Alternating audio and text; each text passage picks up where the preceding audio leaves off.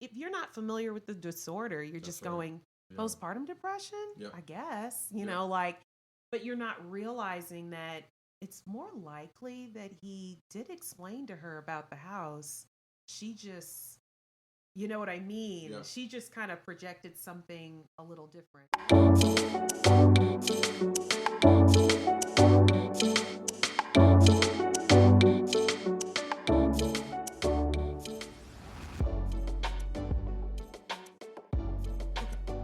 So, the first is Lynne Ramsay's Die My Love, and the second is Mary Bronstein's If I Had Legs, I Will Kill You. If I Had Legs, I'd Kill You. You can see how flummoxed I am about this topic. We're going to get into it. Some quick background information on both. Both have been out a couple of weeks in theatrical release. If I Had Legs, I'll Kick You is already on streaming. Die My Love is not yet. Die My Love features, of course, Jennifer Lawrence and Robert Pattinson, and a few other folks we'll get into. It's 2 hours. It was shot in just a month, and it only made it just over $7 million at the box office. It is, I would say, almost experimental. We're going to get into it. It's got some fairly high scores on Rotten Tomato and Metacritic, 73 and 72. It's got a couple of film awards and Cannes nominations, and it's based on the novel by Ariana Harwich, Die My Love. It's already been acquired by Mubi, and it'll be out later this year. Now, the second is If I Had Legs, I'd Kick You by writer-director Mary Bronstein. She also plays a physician in the film. Did you know that too, that the doctor is her? I didn't realize that. Yeah, so it's got Rose Byrne in another quote-unquote brave performance. It's got Conan O'Brien as her drab therapist. And the only other folks kind of notable, Christian Slater is mostly a VO performance as her husband until the end. I did like his voice.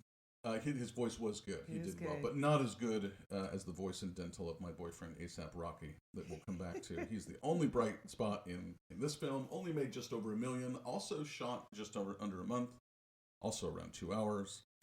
Same or similar Metacritic score, about 77, but the Rotten Tomatoes score is much higher at 93%. So these are two films about mothers and motherhood. That's a little bit of a basic overview. Let's talk about these two films one by one, and then we'll come back and talk about them together. So let's go to what presumably is upstate New York, in the old ramshackle house that Jennifer Lawrence and Robert Pattinson move into. Mia, what did you think of Die My Love? Bitches be crazy. No, the one thing there's this Southern phrase, maybe it's not Southern, but we'll say, she ain't playing with a full deck. And it's how you talk about somebody around town who's like a little off, Yeah. It's not the same as like, she's going to kill everybody or, Yeah. But it's like she is not playing with a full deck. Like the elevators ain't hitting all the floors, something is off. But I would say that's the title of this for me. Yep. Yeah. She's not playing. I see. What did you think of... let's just start with the writing. So this is a couple that moves upstate. We're told that her character Grace, she used to be a writer. She has writer's block, apparently. The husband has some anonymous job that takes him away from home. And it's clear that he's not being faithful. You see condoms in the glove. Okay. You see him hooking up with people on the road. I don't think that's true. Oh, okay. Okay, so maybe that was her projection. Okay, so I think... Okay, so I had a problem with this movie. Yeah. I did not enjoy it. I knew from the previews this movie was about a woman moving out into the country. She has a kid, and then she completely, implodes, right? Like, That's the preview. And, you kind of go, oh, man. And I think it's even, like, put into the description. Like, this is supposed to be about postpartum depression. Right. And psychosis. Right. And the first, I want to say 10, 15 minutes, I was like, this is not postpartum depression. This woman has histrionic personality disorder. Right. Like it was just like obvious right off the jump. And it just stays like that. Now, here's my problem, because when you have personality disorders, you're not an accurate narrator for like your life. Sure. You're on a whole nother planet. So when we're watching this film and it's coming from her perspective, I just felt like, yo, she is not like everything we're getting is just not reliable. So even when the husband's at the diner and she's like, "Oh, baby, what you doing?" And she's like, "Who's that in the background?" He's just paying the bill. And you Right. hear the lady say, "Yo, you want your check?" But she's imagining, that they're having this affair. I remember going, "That's exactly what this disorder is like." It's not as but here's the thing. I actually think the director thought she was making a movie about postpartum depression. Right. I think that's And the impression that audiences have too. yes, Yeah. but that's not what it is. That's what I thought. Not being a woman or a mother in any way, but I thought this doesn't seem like what I have heard from other mothers about postpartum. Postpartum depression it is depression. Yeah. I mean, you're depressed. Yeah. You're sad. You're feeling hopeless. Right. Her situation is not that at all. You see there's not a lot of movies these days that are like opening with the sex scene.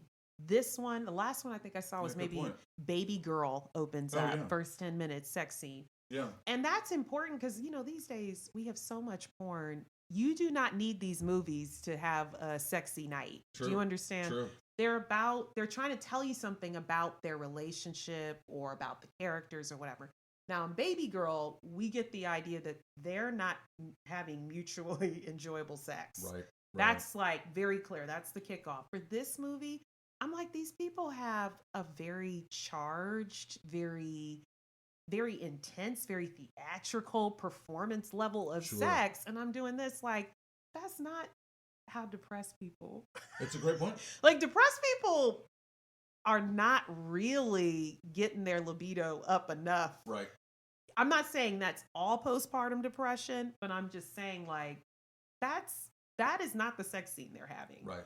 And so at that point I was like, okay, this is not postpartum depression. And then all the other things she starts doing, the walking around the field, acting like a little bit of an animal. I was like, oh, she is theatrical. For sure. And that's when I realized, I was like, oh my God, she's like one of those people that needs a lot of attention. Like that's how she regulates.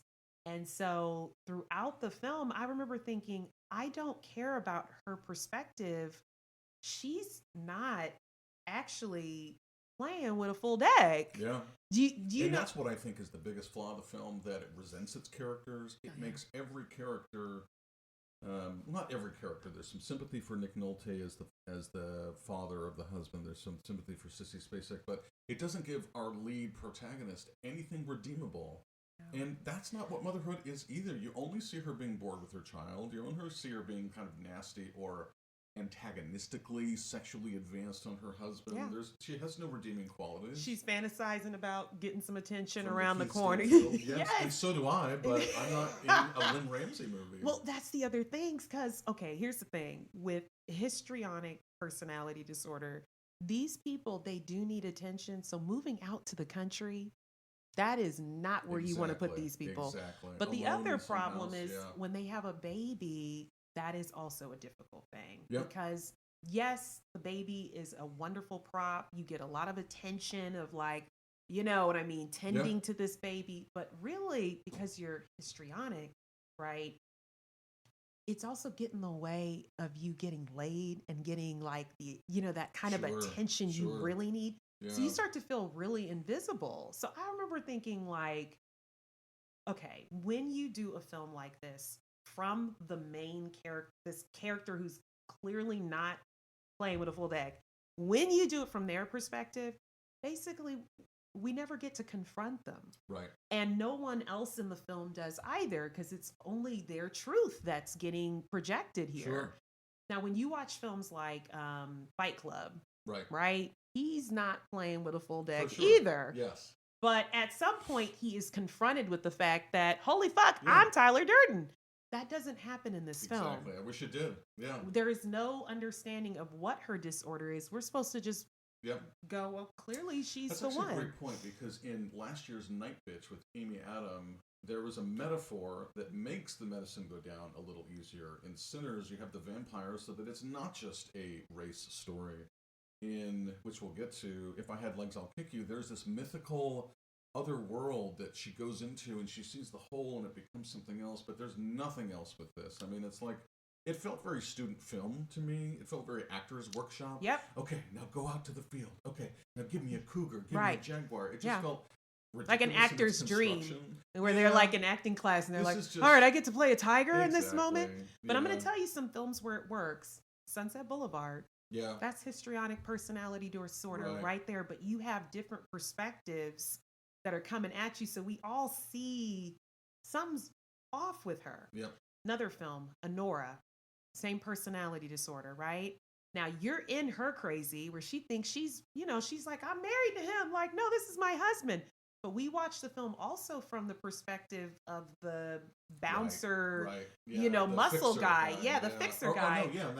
Where you're kind of feeling sorry for her. You're realizing she's not really getting it. Right. But that allows us to confront her, and it just sort of makes the actress's performance stand out even more, right? Yeah. In this film, you don't even get Robert Pattinson's point of, they don't even flip back and forth. So Jennifer Lawrence just seems goofy. Yeah. She just seems real goofy by the time it's done.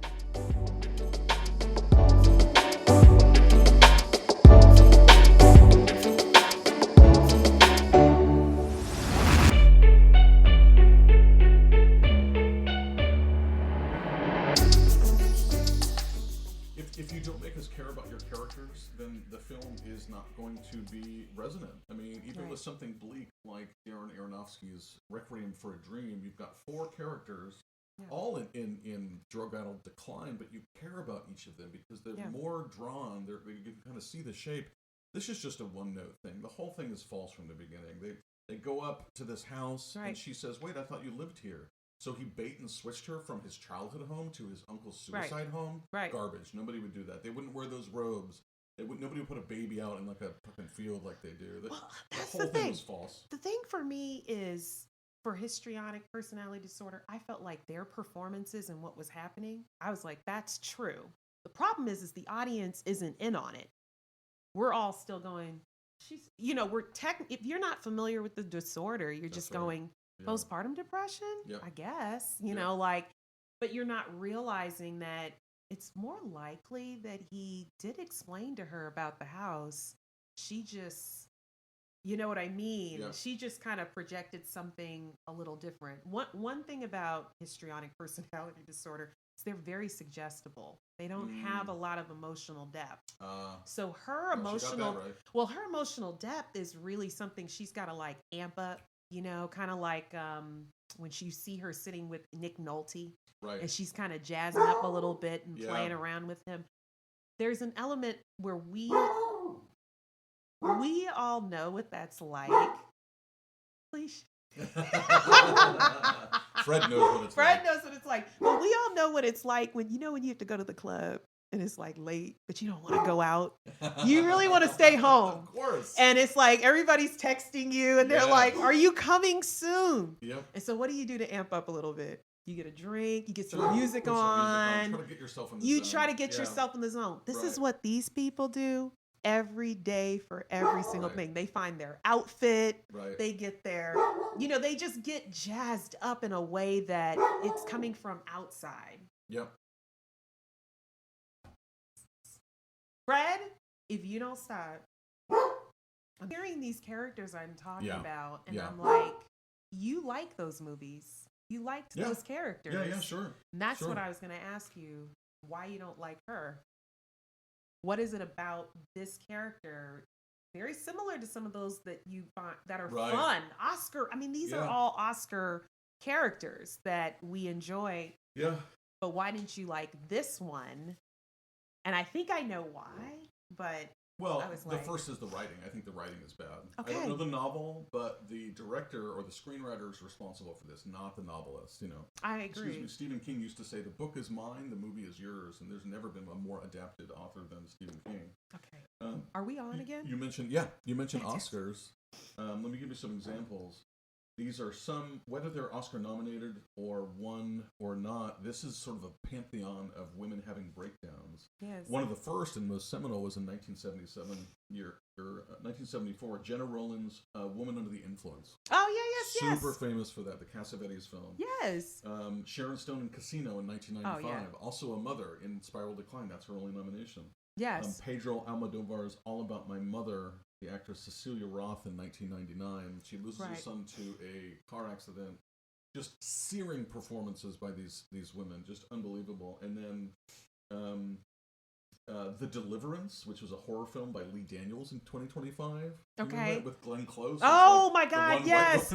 That one, can I tell you, Glenn, you killed it for me. That was a choice. I loved every minute of that. I was like, wow, she's good. Too. And the actress Ebony as the mother defending her house was incredible. And then there's also, to go back a couple years, 2018's Tully. This is a good transition to If I Had Legs. Do you remember Tully with Charlize Theron? That had the same controversy. People came out and said, "You're telling us that's postpartum, but that's not postpartum." So that's a controversy that these filmmakers do come across. Right. Because you and I are sitting there with Die My Love, and we're like, that's not. It's not postpartum depression. Right, and do you remember? Okay, do you remember when Tom Cruise went that? Nuts? And got on the couch and is my gosh, and then it was like, I think it was Brooke Shields, or it was like a model. She's like, I dealt with postpartum depression. And he was like, that's not real. Oh my God. And that man had so much hate fly out his way. Yeah. I remember my mom was like, he's lost it. Yeah. But here's my thing. I do think we enjoy these characters when they don't have children. Once they have children, I think we do moralize motherhood and we go, well, they really shouldn't be allowed to be that, do that. And I think that's kind of where it's not fair in some cases, because we don't moralize fatherhood in the same way. Yeah. In other words, we just talked about sentimental value. It's like, we don't really moralize when men are clearly, not Women playing with a full. They're just held to a higher standard. So I do think with films like this, the directors do need to do a better job in trusting that when the audience is ready to confront her, that we are going to take in everything, including the performance. I mean, you watch Sharon Stone in Casino, and she's a despicable character, but no one had a problem with that performance, and no one had a problem with what that was in the film. And she tied up her daughter to the bed as she went out, so she could go out with her ex-pimp James Wood boyfriend. I mean, gross. No, but you know what I mean. Yeah. We don't have a problem with it until these women have children, and I think like Honora, everybody's like, oh, it's almost romantic, and I'm like, that's not romantic at all. But if she had children, that would have been like garbage. People would have been very angry if there were children. So let me ask you, let's transition to If I Had Legs, I'll Kick You by Mary Bronstein. Were you angry at this mother at all who has a medically challenged daughter? She's out of school. The mother has to maintain all these machines in her feeding tube. Yeah. She seems constantly harried. She seems constantly late. She's a therapist who seems constantly distracted. Her own therapist, Conan O'Brien, why the fuck did he do this movie, seems distracted. The doctor, played by Mary Bronstein, is a CUNT. Her husband is a total douchebag. I mean, everyone is an asshole. There's no balance in this movie, I don't think. But how did you find this movie, and were you angry at her for how she mothered? Okay, so this one, I was surprised. I did have more of a personal reaction to it. So I had a friend who used to be, or she is a nurse, and I remember when I had my sick dog, she was like, you're starting to sound like those ladies who be coming into the hospital. And I was like, what do you mean? And she was like, the ones with chronically sick children. And she started telling me about like what those women were like. And I was like, Rose Byrne really delivered for me on this. Yeah. It is a very, it is a very intense type of life to be in. You're, how do I say it? There's something where there's a little bit of a blame going on, which they discuss that in this film. Right. You are tired. You're hypervigilant. You are almost perfectionistic. It is, I thought she nailed the balance of it with giving a little bit of a comedy. You can't do this character without playing a Karen, though. You just can't. And I was like, that's where I was like, I'm glad they brought in, because normally it's like John Bernthal is the boyfriend. Right. Yeah. And I was like, deadbeat, yes, where smoking he's like cigs. outside the motel Yeah, and yeah, he's for charming just For enough and he's playful. Yep. He's normally that guy. But I was like, they did the right thing with Aesop Rocky, just giving us that, like, Right. because he actually, once again, it works when these characters can be confronted. Right. And he's able to, like, what are you doing? Why are you staying here? He's Right. able to confront her. And so it really helps balance out her. And same thing with Conan O'Brien. You need that kind of character that is slightly able to challenge, like, are you sure this is who you're supposed to be? Right. And I think it does make it work. That's not to say that this film is something I would tell everybody go check out. Right. But it was touching. It did way better in saying something truthful than die my damn love. It's been widely called a black comedy. Do you think that description is fair? No. But Rose Byrne can be funny. She's really an incredible comic actress. I mean, hers is the most incredible performance of Bridesmaids next to Kristen Wiig. Yeah, that's what I was gonna say. She's done a ton of comedies. So let me ask you another question. Both Rose Byrne and Jennifer Lawrence and Jenna Rollins back in the 70s, they had young kids. Right. So they're moms with kids around the same age. Yes. What is the draw for a real-life mother to play an on-screen horrible mother? Just fantasy, morbid fantasy? It's a certain... Like playing a serial killer? Or? Once again, like moralizing motherhood, a lot of people recognize that being a parent is really hard. Right. And getting it right is really hard. So I think these actresses are more than capable of going, like, I want to talk about how easy it is to get it wrong. Right. And I don't think they hold themselves to this, like, perfect standard of, like, I needed to talk perfectly to my kid. I needed to get it, Right. And I think that that's also meant to help, how do I say it? Because I always look at it like this. It's not about, like, getting it perfect as a parent, but are you capable of, number one, confronting yourself, right, and doing the repair. Yeah. You can fuck up and yell at your kids, sure, but you do need to know how to turn around and say, I really shouldn't have done that. Exactly. Yeah. And that's that part where I'm like, I feel like that's their, I don't know, they're kind of like working something out in their work.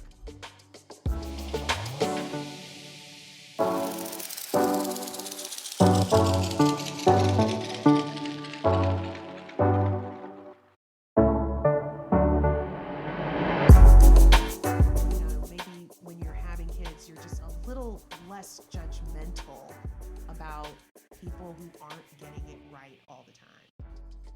Yeah, but I think there's a far stretch from not getting it right all the time than, like, Die My Love, when she clearly didn't want kids. And also, I mean, if I had legs like Rose Byrne says, I shouldn't have been a mother. No, I think there's something interesting in that, because I don't think in the Christian morality of the 50s or the free love of the 60s or the revolution of the late 70s, Cultural Revolution, I don't think that we would have seen that on film, because the MPAA and the Catholic Church would have killed these films. Right. Just the fact that you've got these films is interesting, that women are being a bit more honest and a bit more inclusive about all the opinions and realities of having kids, however negative they might be. I think all that's really cool.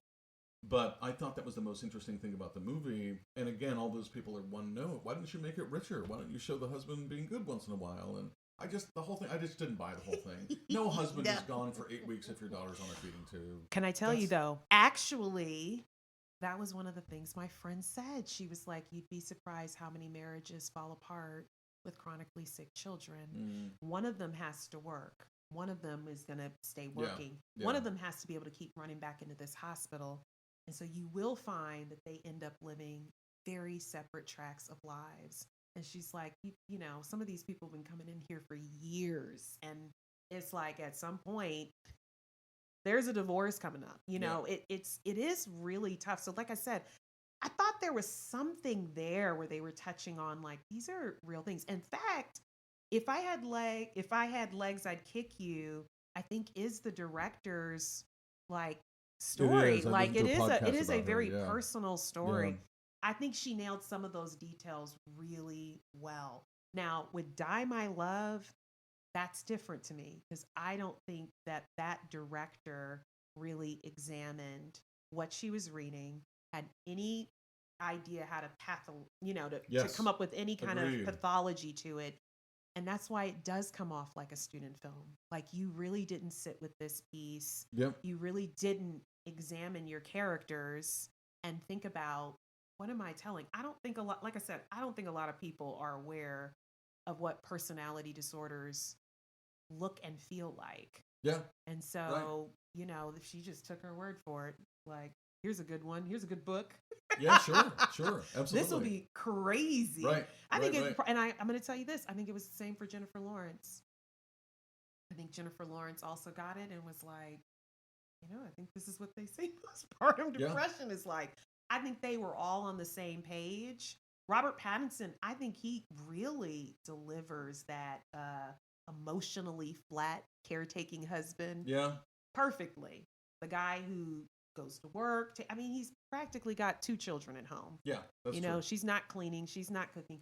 I thought they just did not know what they were making a film about. Yes. And they thought, if we put postpartum depression on this, it'll be bold and brave. Motherhood is hard. And that's what pissed me off. I was like, come on, like, turn this over a little bit.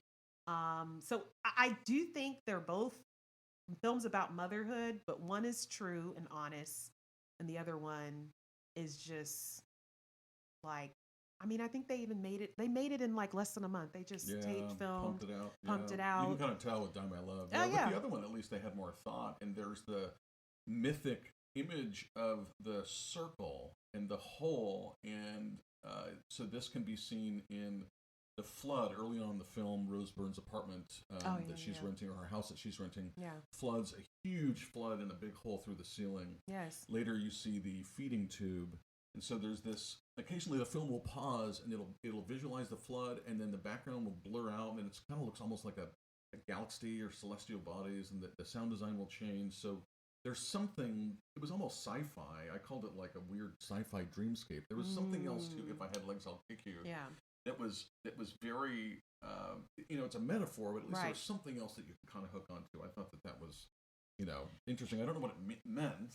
I guess, and for me, I wasn't paying attention to that, but I was thinking, when you have like a tragedy happening in your life where you're like, shit went down, and then it's like everything that can go wrong just starts hitting. You know what I mean? For sure. And I was like, oh yeah, because you remember those periods, right? Right. And you're like, damn, my dog died, and then I lost my job, and then I got evicted from my apartment. I know. And it all happens at once. It all happens at once, and I just remember thinking, this is the part where I'm like, okay, I get why they want to call it a black comedy, right? But I really just thought, this is a drama. Like, this is really what it.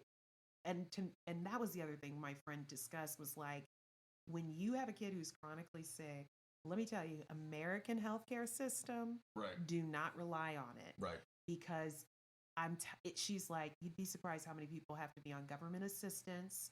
They are in a shit ton of debt. Yep. They are not sure where they can bring their kid. They might just have to bust into the emergency room. Yeah. It is a money drain. Yeah. So watching the way that she kind of moved from one situation to the next, she'd be on her phone, like, I'm like, that's. I know. It's just that the writer director, she had such disdain for that system, and she had such disdain for the other women in the support group. Oh, the support group. Disdain for Rose Byrne's patience. I was that like she despised the writer. She was just making fun of everybody in life. Yeah. It just seems like it was written and directed by someone who's miserable. Can I tell you, when Rose Byrne's giving the advice to the other lady with the baby, you just look at her face and you go, she's not talking about her patient. Exactly. She's talking about herself. How many times has this happened to me in therapy? I don't even know. Were they talking about me, or were they talking about themselves? Yep. But I thought that was okay. I'm not gonna lie. The group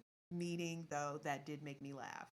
I'm sorry, but it made me laugh. If you've ever been in any kind of like grief support group, whatever, I'm telling you, especially with a group of women, oh my freaking God, you will scream. There's always that one woman who I feel like, I don't know what it is, but the way she'll talk to you, it's like, clearly it's your fault. And there's this element of it where I was like, oh, no wonder she's hiked up. Yeah. Because that's the tone you'll hear coming. She'll be like, well, that's why you can't take them to that hospital. Yeah. See, you have to. And when you're already a perfectionist and you're hypervigilant and somebody's in a group giving everybody advice, I swear to God, that person will piss you off. I agree. And so when Rose Byrne starts doing this, like, oh, no, I had nothing to say. Right. Why don't we cut the shit? I was like, oh my God, this is that crack moment where you can't go back to your group anymore. That's right. Because one person just won't stop being in their area of grief. Anyways, I know you were probably like, this is so sad. I mean, I found them both excruciating. The first one, Die My Love, after half an hour, I was just out. I was detached from it. Oh, I was sitting next to you. Yeah. But at home, I watched If I Had Legs on streaming, and I was engaged, and I stuck to the end. But I had to fast forward the 15-second thing a couple of times. It was really, really painful. It felt like a bed of nails, Okay. Marijuana really does help. Yeah, well, that's a good point. Yeah, I really need to lean into it a bit more. I don't think anybody deserves any awards. Sorry. Can I certainly tell you, not the first one. That was one thing when I was doing, getting our notes together and whatnot. Yeah. And when it came time to look up awards, I was like, what'd they win for? Because I really, for Die My Love, I'm like, y'all need to stop. Yep. Y'all need to stop. I'm mad y'all are even Agreed. trying to nominate what's going on here. Because Jennifer Lawrence has played this character before. Yeah. She has played this. You're talking about like the David O. Russell films. Oh my God. Silver Linings Playbook. American Hustle. Joy. She plays this character kind of before. Fractured, yeah. Passionate but angry. But flat. Yeah, the affect is always flat. But I'm going to tell it like it is and be flat. Wait, is she not a great actress? I think she's typecasted. I think she's typecasted. Real. And I think she's typecasted. And when you have kids and you have mouths to feed. Right. No, I'm kidding. Because actually, I think this movie came from her studio. She had signed up to do it and then she got pregnant. Yep. She really wanted to do this film. Yeah. But I just think that she likes playing these characters. Clearly, they get a lot of attention from awards. Yeah. Like people see women acting intensely and they just want to hand you that piece of gold, right. But in her case, I just think she's okay. All right. So you remember when Jennifer Aniston was trying to get through her like Friends acting phase and then she did Good Girl. Yeah, right. I just think it would be very hard for Jennifer Lawrence to jump out of this particular type of range. And I think the first movie that she does that's different, we're going to go, she's not a good actress. Right. Because I just think, remember with Jennifer Aniston, it was like they were trying to get her facial expressions to not be so Rachel. Yep. And I remember thinking, that's not what you want to do. Because she leaned into Rachel using her own expressions. Sure. That's how she's able to do the show for 10, 15 plus years, right? But in the case of Jennifer Lawrence, I just think she knows how to deliver flat. Right. She knows how to act aggressively. She knows how to bring intensity to her co-stars. I think she's just stuck and typecasted. It'll be very hard for her to play. I don't know. I mean, she did No Hard Feelings, like a simple rom-com a couple years ago. It was very light. It was pretty funny. Remember that? She is hired by Matthew Broderick to date the son because the son's a virgin. And okay. They don't want him to go to college a virgin. Did you see that? I remember the previews for it. I did not watch it. Maybe I was thinking, another person. Hey, fair. Absolutely fair. No, I'm joking. Sure. But you know what I mean. I don't think she's a bad actress. I just think, it's like Sharon Stone did Casino. Then she would do things like The Muse. And then she would do, She bounced around. She had a way of bouncing around that I think works. I don't think Jennifer Lawrence will be able to do that until she ages a little bit more. Right. Yep. But otherwise, I'm not recommending this movie. Yeah. And I'm really annoyed about anybody writing about postpartum depression and lumping this in. Yeah. I was mad, but whatever. Any other final thoughts before we wrap up? I also did not like the ending of Die My Love. Character like that, they're not going walk into the fire and kill themselves. Sorry. I also agree with that. Yeah, at the very end of the film, it's sort of an artistic ending. It harkens back to a flash forward at the beginning. Does she start the fire? It's supposed to, she starts the fire. She fire. starts the fire and walks into it naked. Right. And the only way I was able to justify... Which is what I wanted to do. But you said, no, don't burn that Please tree, don't burn down the theater. Yeah, right. But I remember thinking, okay, is this supposed to be about Robert Pattinson's character? Because, he's codependent. Right. So do you remember watching Together separately? Yeah. Okay. Together is not about codependence. But this movie, this is a codependent couple. And he is codependent. And so I remember thinking, when you're codependent, the other person jumps off the building and then your life flashes before your eyes. Yeah, right. And I was like, to me, that makes sense, but we weren't watching it from his perspective. Right. So that's the only way I could justify her fire. But I think that's fair. No. Well, stay with us over the next month. We've got a lot to talk about. Hamnet, Is This Thing On? Jake Kelly, Marty Supreme, and No Other Choice. So come back and join us on Do You See What I Mean?